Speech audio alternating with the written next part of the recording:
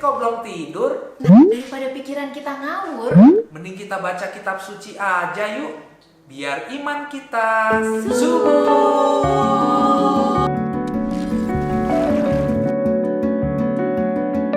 Bapak, Ibu, dan saudara-saudari yang terkasih, marilah kita dengarkan bacaan Injil untuk esok hari dari Injil Matius bab 22 ayat 27 sampai dengan 32.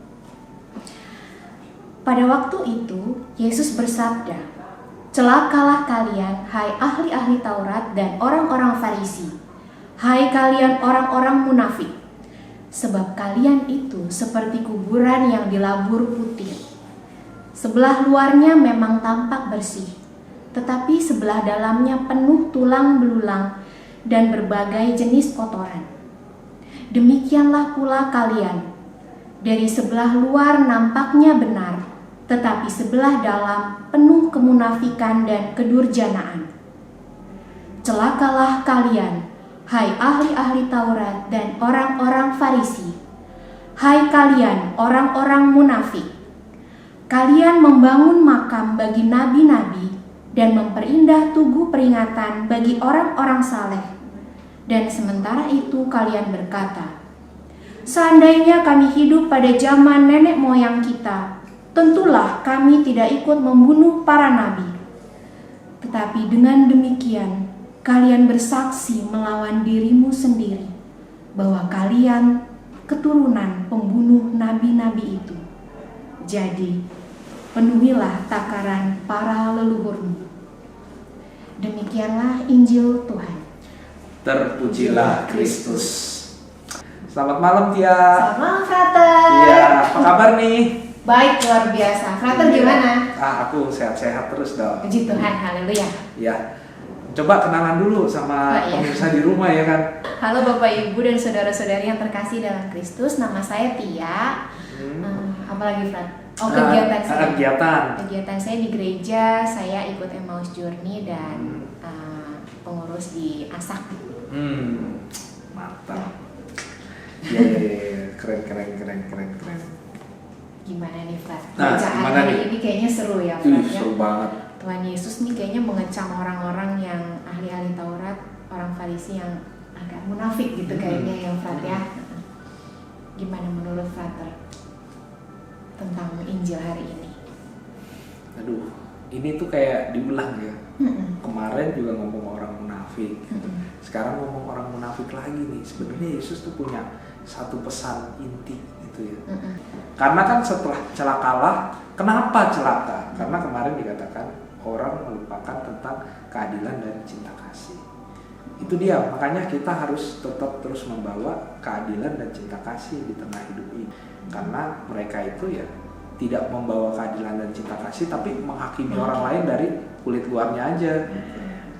Ingat Frater ngomong menghakimi, aku ingat sesuatu nih. Gimana? Contoh gini, misalnya aku ke gereja gitu ya Frater ya, aku melihat kan banyak pelayan Tuhan gitu, yang aku lihat mereka itu adalah inspirasi buat aku gitu, bahwa mereka di tengah kesibukannya mereka melayani, bahkan mau belajar kitab suci, mewartakan firman Tuhan gitu, menjadi petugas, lektor, menjadi sesi liturgi gitulah. Jadi pada saat aku orang yang berdosa ini datang ngeliat itu jadi semangat gitu loh. Ya ampun, ternyata aku orang berdosa juga datang ke gereja, pengen juga menjadi kudus gitu kan. Akhirnya mereka yang menjadi pelayan Tuhan itu di tengah kesibukan mereka, dan yang tentunya juga orang berdosa sama kayak aku, mereka punya semangat untuk itu. Lalu aku jadi semangat nih kan, ikut melayani Tuhan gitu. Nah, ketika aku udah mulai dekat gitu ya Frater, dan akhirnya aku juga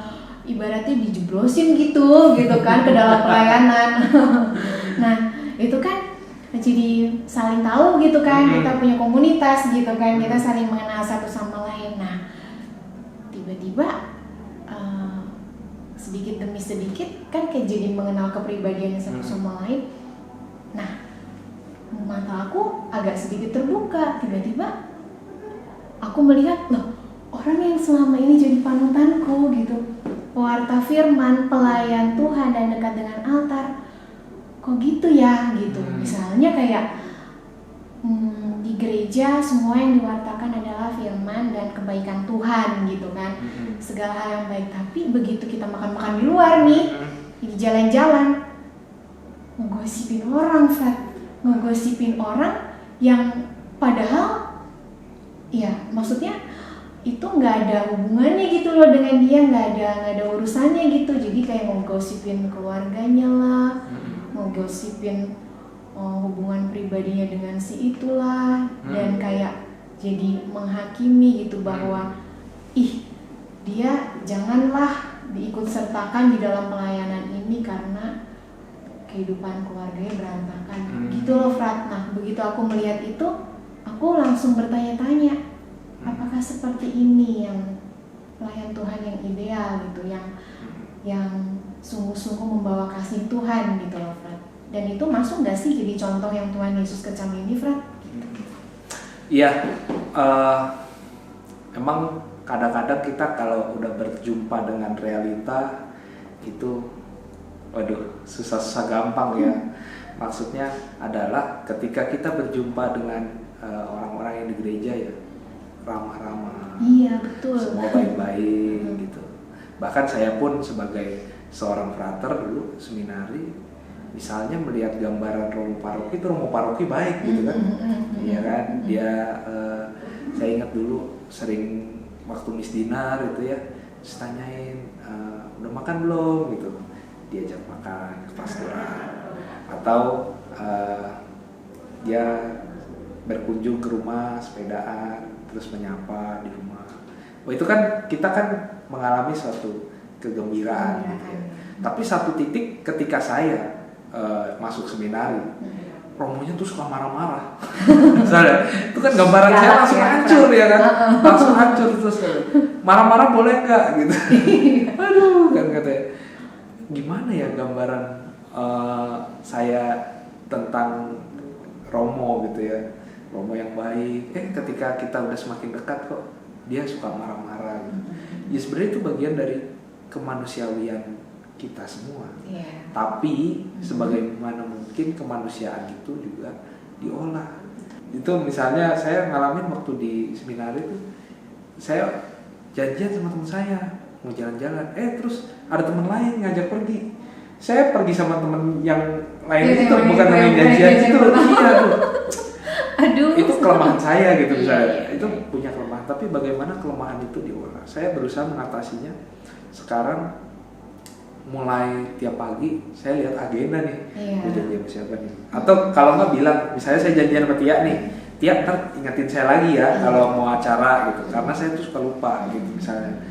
Bagaimana kita mengatasi hal itu? Cara, pasti ada cara. Kalau misalnya orang suka gosipin orang, nah ini ada caranya nih. Kalau dia mau gosip, tutupin aja mulutnya gini. Jadi nggak usah, jadi dia nggak jadi ngomongin orang gitu misalnya. Oke deh, kalau itu operator aku coba. Iya misalnya kita mau ngomongin orang, gitu. Tapi pesannya jelas bahwa kita punya kelemahan. Tapi sejauh mana kelemahan itu kita olah, kita kelola, dan kita mohonkan rahmat kepada Tuhan supaya pelan-pelan kita bisa mengatasinya, supaya bisa menjadi berkat bagi banyak orang. Mari kita hening sejenak.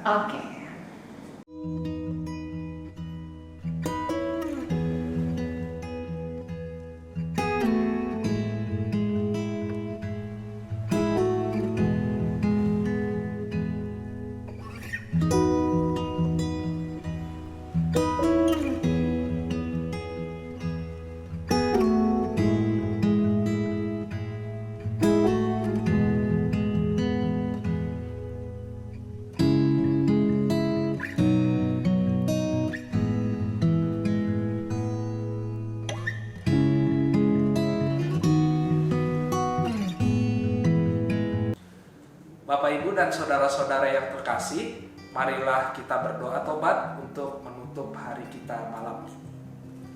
Dalam nama Bapa dan Putra dan Roh Kudus. Amin. Allah Bapa yang Maha Rahim, aku menyesal atas dosa-dosaku. Aku sungguh patut Engkau hukum, terutama karena aku telah tidak setia kepada Engkau yang Maha Pengasih dan Maha Baik bagiku.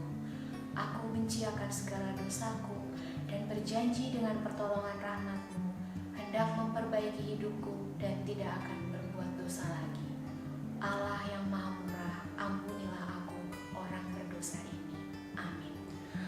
Semoga Allah yang Maha Kuasa berkati kita, melindungi kita dari dosa, dan menghantar kita ke hidup yang kekal. Amin. Dalam nama Bapa dan Putra dan Roh Kudus. Amin. Selamat tidur.